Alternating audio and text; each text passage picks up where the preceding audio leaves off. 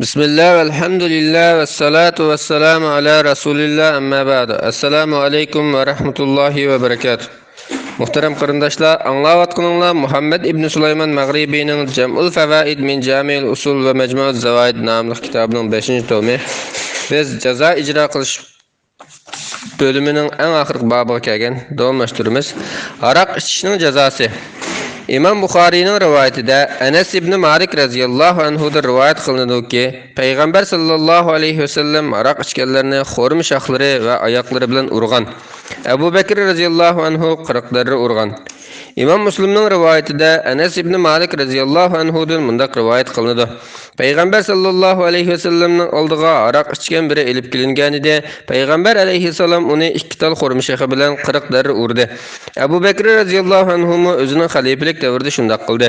Umar radhiyallohu anhu xalifa bo'lganda boshqalardan bu vaqtda maslahat so'ragan edi. Abdurrahmon radhiyallohu anhu Qur'onda belgilangan aniq jazo 80 darra urishdir dedi. Shuning bilan Umar radhiyallohu anhu aroq ichgan odamni 80 darra urishga buyurdi.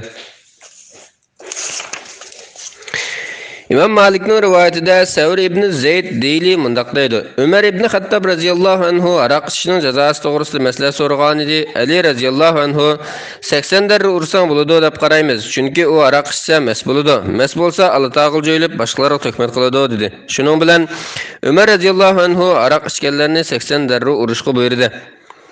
Abu Davudning rivoyatida Abdullah ibn Abdurrahman ibn Azhar dadasidan mundaq rivoyat qiladi.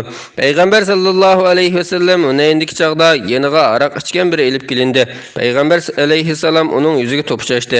Ondan sahobalarni uni urishga buyurdi. Sahobalar qo'llariga kash va boshqa narsalarni elib uni toki Payg'ambar sallallohu alayhi vasallam to'xtanglar degicha urdi. Payg'ambar alayhisalom vafot bo'lgandan keyin Abu Bakr radhiyallohu anhu aroq ichganlarga 40 darra jazo berdi. Umar radhiyallohu anhu o'z xalifaligining dastlabki davrlarida 40 darra jazo berdi. Keyin 80 darraga o'zgartdi. Osmon radhiyallohu anhu xalifa bo'lgandan keyin har ikki jazoni qo'llanib, ba'zi 40, ba'zi 80 darra urdi.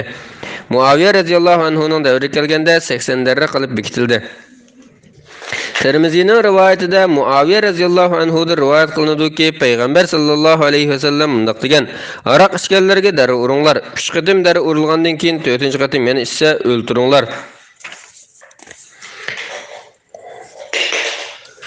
İmam Malikning rivoyatida Sa'ib ibn Yazid mundaq deydi: "Bir kuni Umar ibn Xattob radhiyallohu anhu jamoatga men falonidan aroqning idini oldim, lekin u ichitilmagan, balki ko'p qaynitib tayyorlangan bir xil ichimlik ekanligini aytdi.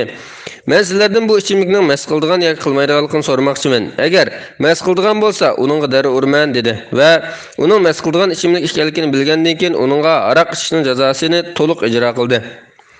Nasaining rivoyatida Utba ibn Farqat mundaq degan: Umar ibn Xattob radhiyallohu anhu ichadigan sharbat mas qiluvchi kuchini yo'qotish uchun sirkaga aylantirilgan edi. İmam Müslimning rivoyatida Huzayn ibn Munzir Abu Sasan mundaq deydi: Valid jamoatga imom bo'lib, bomdod namozini 2 rakat o'qib berib bo'lib, masjiddan yana qo'shib o'qiymi dedi. Jamoat uni Osmon radhiyallohu anhuning oldiga olib keldi. Men u chaqda Hazrat Osmonning huzurida edim. Biraylan Validning aroq ichganligiga, yana biri uning aroq qusqanligiga guvohlik berdi. Osmon radhiyallohu anhu aroq ichmagan bo'lsa, aroq qusmaydi dedi va Ali radhiyallohu anhuni uningga darra urishga buyurdi. Ali radhiyallohu anhu "Ey Hasan, qop uningga darra ur" degan edi. Hasan radhiyallohu anhu davlatning rohatini ko'rgan kishi uning jafosini tortib boqsin dedi. Buni anglagan Ali radhiyallohu anhu o'g'li Hasan radhiyallohu anhu ranjib, "Ey Abdullah ibn Ja'far, qop sen darra ur" dedi. Abdullah radhiyallohu anhu berib darra urdi. Ali radhiyallohu anhu sanab turdi. 40 ga yetganda Ali radhiyallohu anhu to'xta. Payg'ambar sallallohu alayhi vasallam 40 darra urishga buyurgan. Abu Bakr radhiyallohu anhu shunday qilgan. Keyin Umar radhiyallohu anhu 40 darra urdi. Bularning hammasi sunnat, ammo men 40 darra urish tarafdoriman dedi.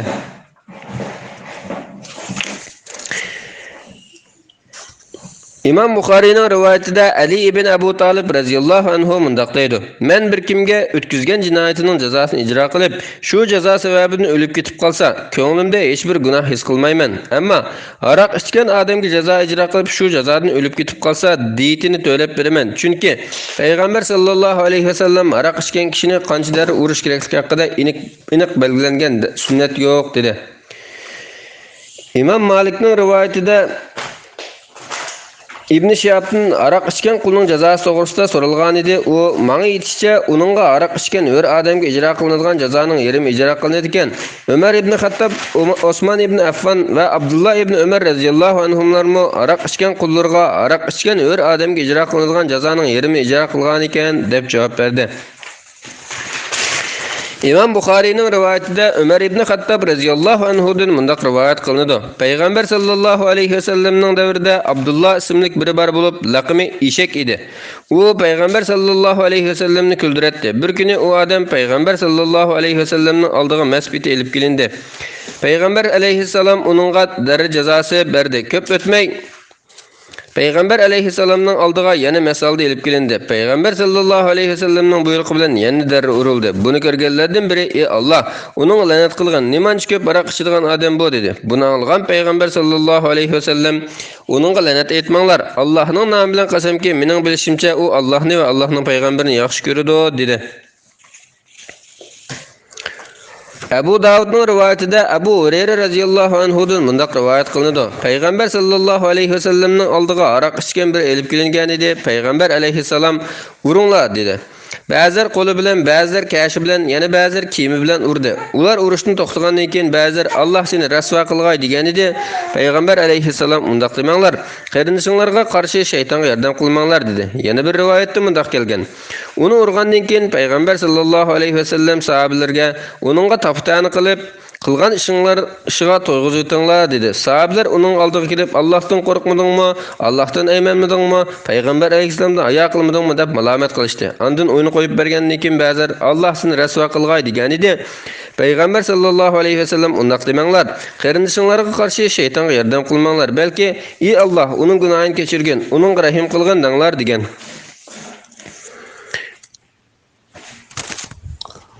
Assalamu alaykum wa rahmatullahi wa barakatuh.